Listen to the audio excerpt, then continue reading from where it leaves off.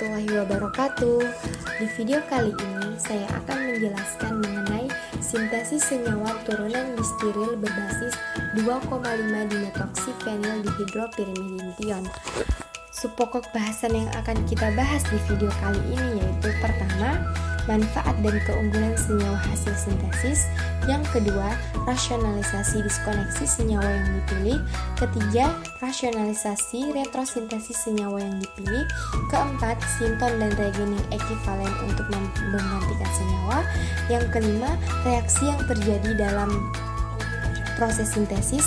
Yang keenam, metode dan cara kerja. Yang ketujuh, proses pemurnian senyawa. Dan yang terakhir, hasil analisis senyawa berdasarkan instrumen yang digunakan. Baiklah, kita masuk pada pembahasan mengenai manfaat dan keunggulan senyawa.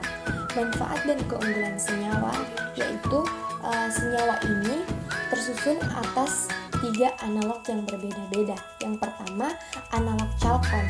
Chalcone memiliki bioaktivitas seperti anti kanker, antioksidan, antivirus, anti-AIDS, anti-malaria, dan antiplasmodial. Yang kedua, analog stilbena. Analog stilbena memiliki bioaktivitas menarik seperti antiinflamasi, antioksidan, anti-kanker, dan antidiabetes. Analog DHPM. Struktur DHPM mirip obat-obatan dan memiliki aktivitas anti-tuberkulosis, antimikroba, dan anti-kanker. Jadi senyawa ini atau senyawa turunan dari 6 steril DHPM ini memiliki 3 analog yang berbeda, yaitu analog chalcone, DHPM, analog stilbena. Dengan mensintesis senyawa turunan ini diharapkan sintesis senyawa turunan ini memiliki bioaktivitas yang lebih baik sebagai anti kanker, karena mengingat bahwa ketiga penyusun dari senyawa ini memiliki aktivitas anti kanker, sehingga senyawa sintesis yang dihasilkan memiliki aktivitas antiproliferatif yang lebih bagus dibandingkan senyawa tunggal dari ketiga analog ini. Selanjutnya, kita akan membahas mengenai rasionalisasi diskoneksi senyawa.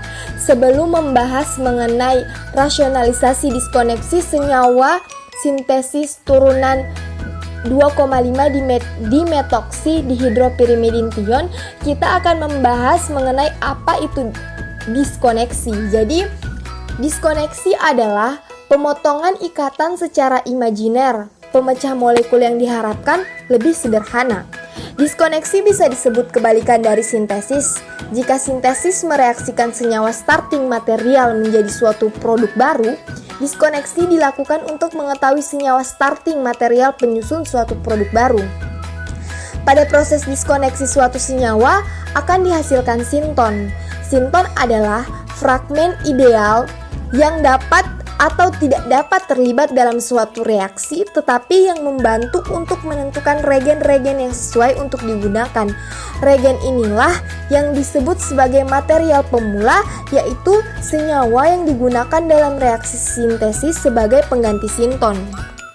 Ini ada contoh proses diskoneksi dari benzokaina. Benzokaina ini merupakan anestesi lokal yang tersusun atas ester dan gugus amina. Di sini terjadi pemutusan ikatan antara atom C dan O dan menghasilkan produk para aminobenzoat dengan produk samping etanol, di mana terdapat gugus COOH dan NH2 yang terikat pada cincin aromatik. Bila dilakukan diskoneksi pada COH dan NH2, maka tidak dikenal reaksi yang bersangkutan dengan diskoneksi ini. Oleh sebab itu, yang dapat dilakukan adalah melakukan interkonversi gugus fungsional untuk mengubah gugus fungsional COOH dan NH2 ke gugus fungsional yang lain, sehingga dapat dilakukan diskoneksi. Setelah dilakukan interkonversi gugus fungsi, maka akan didapatkan senyawa dengan gugus nitro dan gugus metil yang terikat pada cincin aromatik. Sekarang diskoneksi gugus nitro dapat dilakukan dan rasional. Artinya apa? Gugus nitro ini merupakan merupakan gugus deaktivasi yang sangat kuat sehingga sangat mudah dilakukan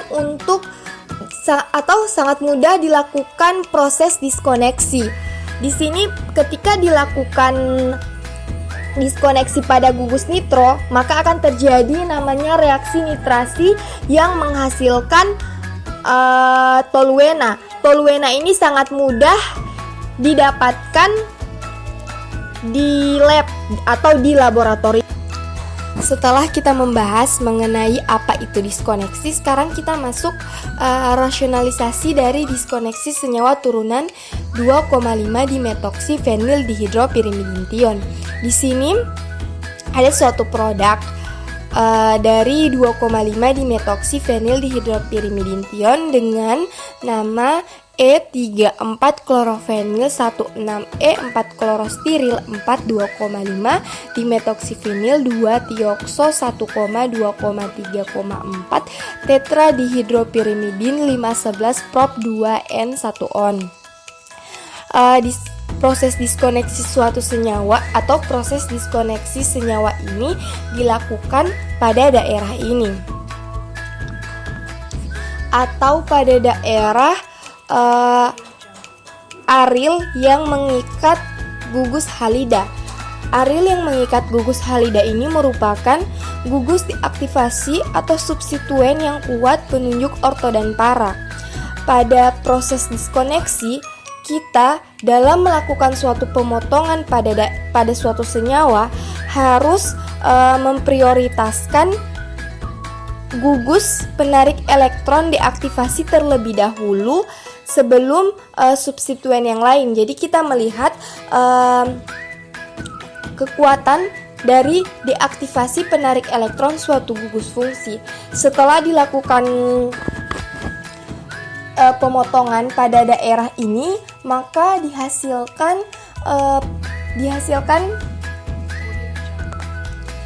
dua produk suatu senyawa, yaitu pertama produk turunan benzaldehid dengan substituen klorida dan dihasilkan turunan DMHP.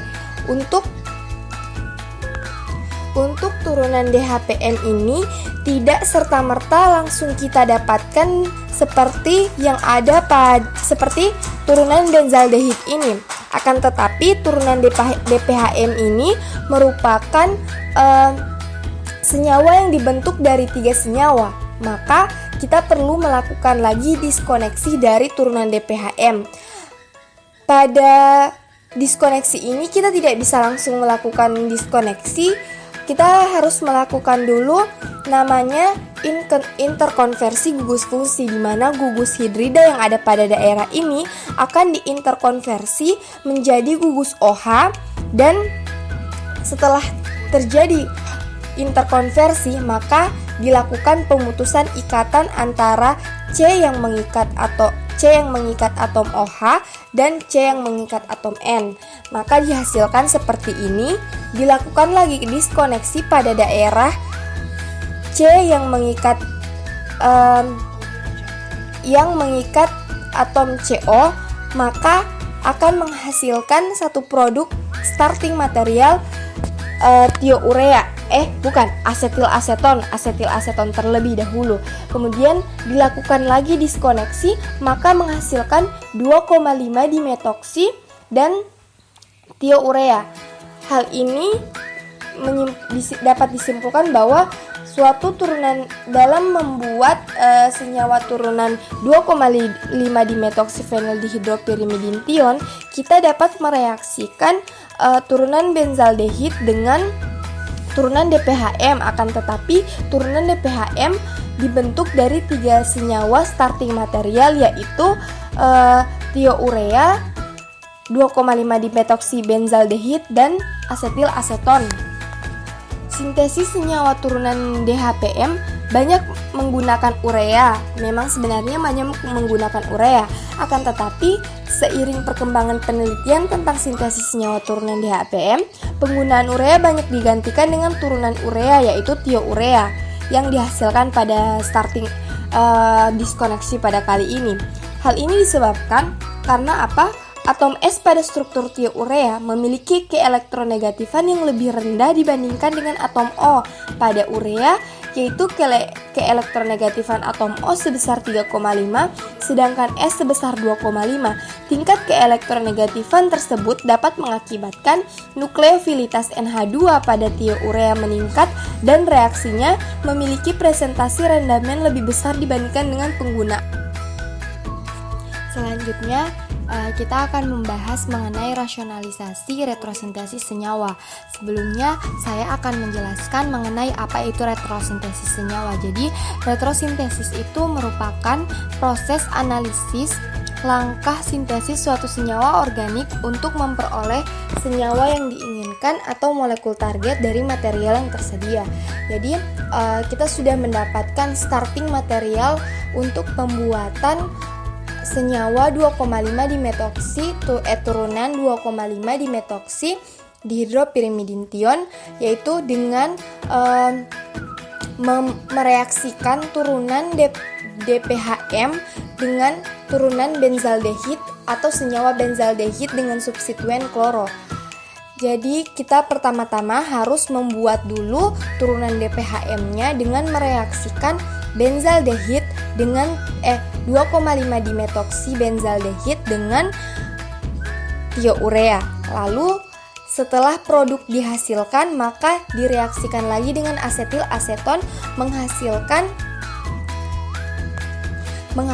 turunan DPHM. Maka turunan DPHM ini langsung direaksikan lagi dengan 2,5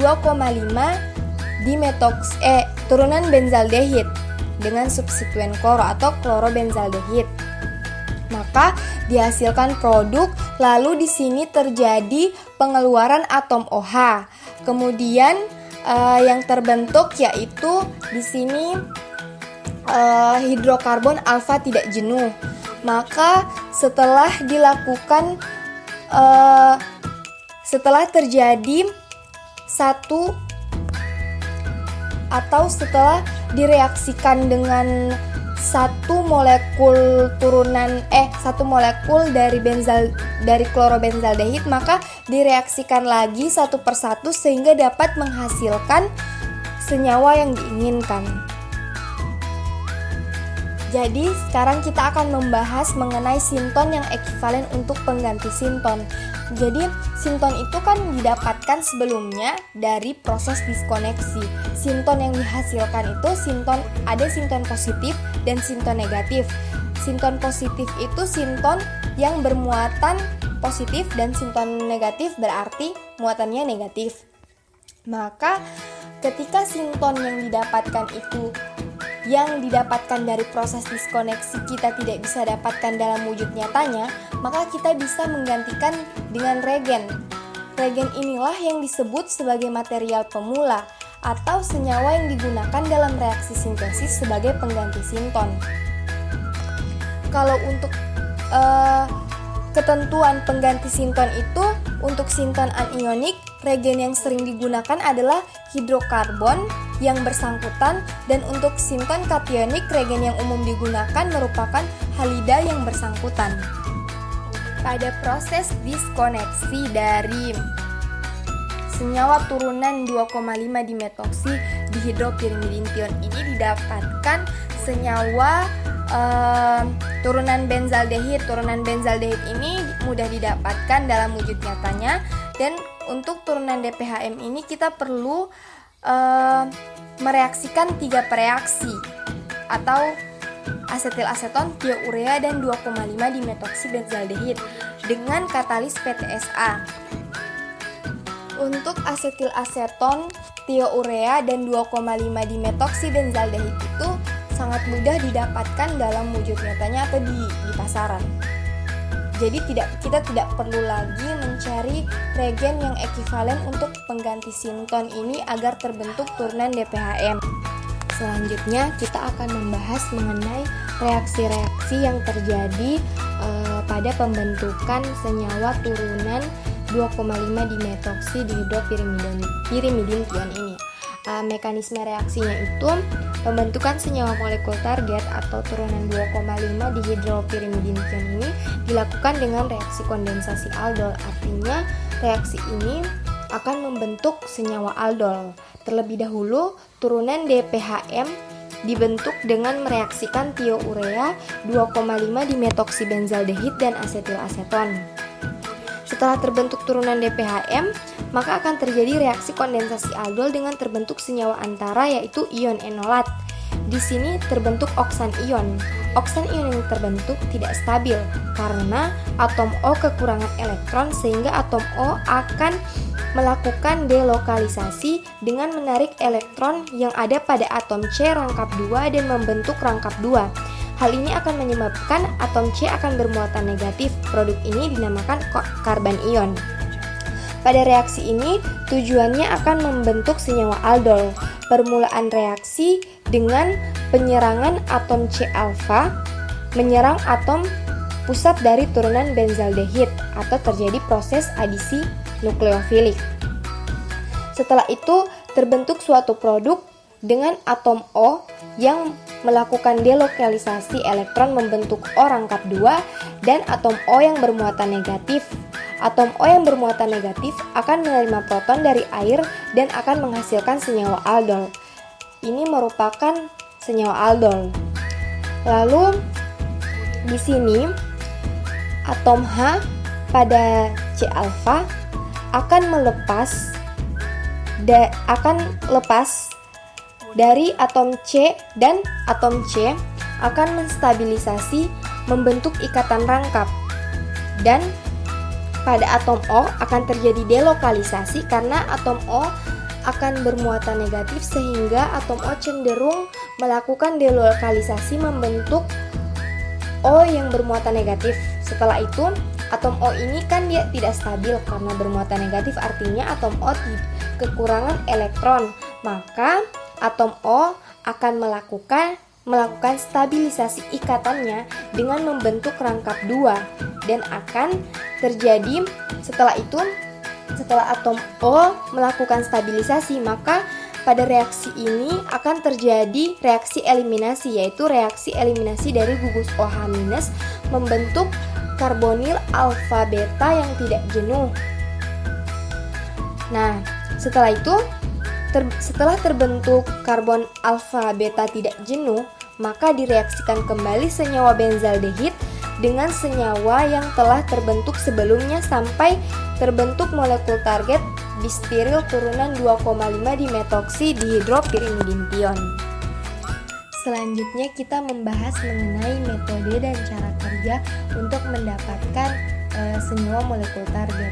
Untuk mendapatkan senyawa molekul target, kita harus membentuk dulu senyawa DPHM atau dihidropyrimidintion, di mana 2,5 dimetoksifenyl dihidropyrimidintion dapat dibuat dengan mereaksikan sebanyak 0,3323 gram 2,5 dimetoksibenzaldehid, 255,1 mikroliter asetilaseton, dan 0,1903 gram tiourea, dan menggunakan katalis PTSA sebanyak 0,076 gram. Semua ini dimasukkan ke dalam labu alas bulat leher 3 yang telah diberi pengaduk magnetik.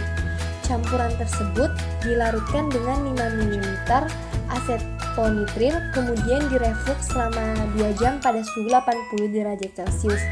Proses reaksi ini dipantau terus dengan KLT setiap jam untuk mengetahui apakah reaksi pembatas telah habis bereaksi atau tidak.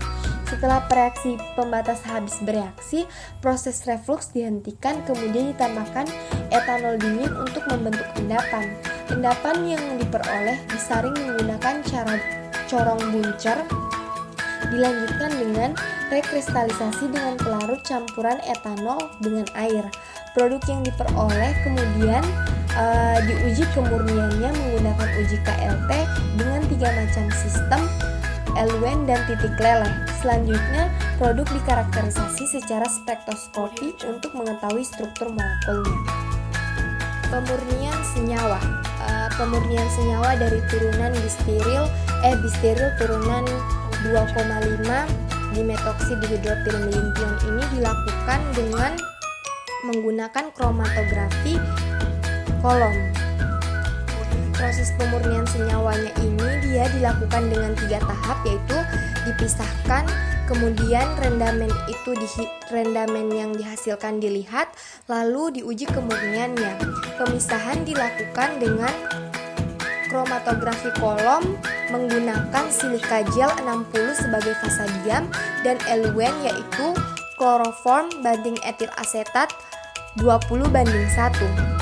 Senyawa hasil pemisahan dengan kromatografi kolom ini berupa padatan kuning. Jadi campuran rendamennya ini apabila rendamen yang dihasilkan rendah, maka dilakukan reaksi dengan kondisi yang berbeda, yaitu dengan melakukan reaksi pada suhu 50 derajat Celcius dengan jumlah katalis 1 milimol. Jumlah reaktan yang digunakan sama dengan kondisi sebelumnya. Senyawa hasil sintesis dengan metode ini berupa padatan kuning. Lalu uji kemurnian. Kemurnian senyawa hasil sintesis diuji dengan menggunakan KLT dan uji titik leleh. Suatu senyawa dikatakan murni apabila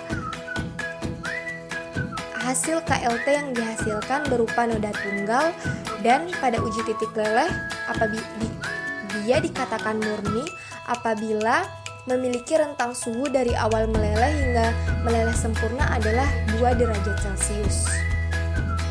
Selanjutnya kita masuk pada pembahasan subpokok terakhir yaitu hasil analisis senyawa berdasarkan instrumen. Instrumen yang digunakan yaitu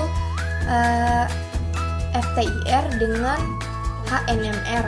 FTIR untuk mengkonfirmasi gugus fungsi dari sintesis senyawa yang terbentuk. Pada senyawa ini ada namanya gugus tioamida. Berdasarkan literatur,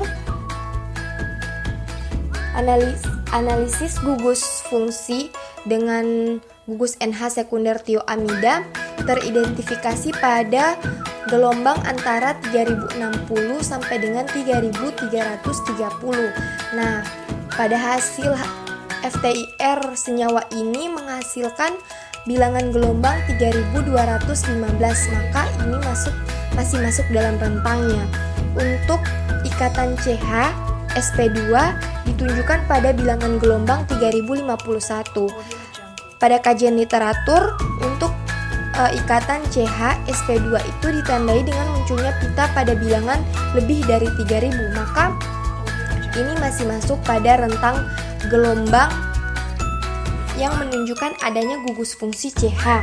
Untuk ikatan CH SP3 muncul pada bilangan gelombang 2837. Gugus CO teridentifikasi melalui pita vibrasi ulur yang muncul pada bilangan gelombang 1627.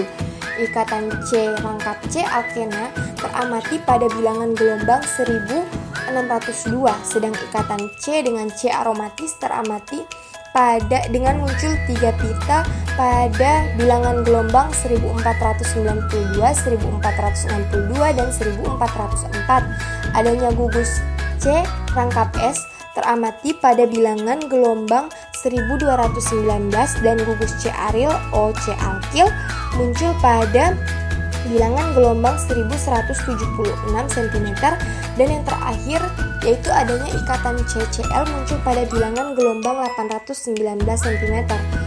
Hasil FTIR ini masuk pada rentang masing-masing gugus fungsi yang dihasilkan. Lalu kita masuk pada hasil yang dihasilkan dari instrumen HNMR. HNMR dapat diperoleh data berupa geseran kimia, integrasi sinyal, multiplisitas, dan konstanta kopling. Geseran kimia di kanan disebut shielding dan geseran kimia ke kiri disebut deshielding.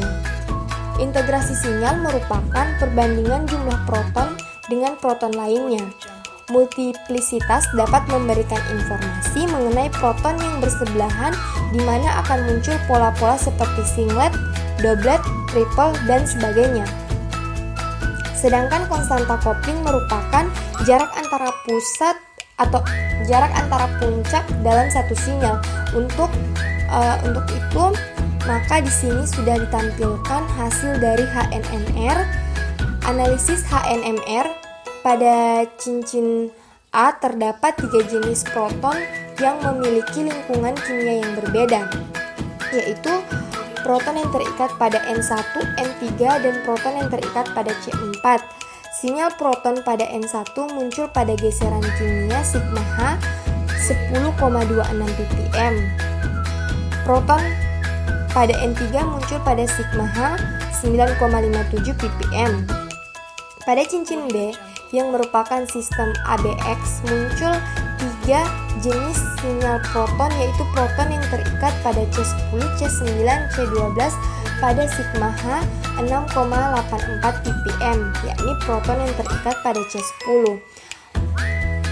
Proton pada C10 mengadakan kopling orto dengan proton C9 dan kopling meta dengan proton C12. Proton pada C9 muncul pada sigma H 6,94 ppm. Proton C9 mengadakan kopling orto dengan proton C10, sedangkan proton C12 mengadakan kopling dengan proton C10 yang muncul pada sigma H 6,74 ppm. Dua buah substituen metoksi pada cincin B masing-masing muncul pada sigma H 3,69 ppm untuk C30 dan 3,65 ppm. Jadi terjadinya produksi senyawa ini ditandai dengan terbentuknya ikatan rangkap C-rangkap C-alkena. Hal ini ditandai dengan sinyal proton doblet pada sigma H 7,39 ppm untuk 3 buah proton alkena. Pada C27, C28, dan C29, konstanta kopling JHH sama dengan 15,6 Hz dan konfigurasi trans. Satu proton pada alkena muncul sinyal pada sigma H yang berbeda, yakni 7,28 ppm dengan konstanta kopling JHH 15,6 Hz pada C2.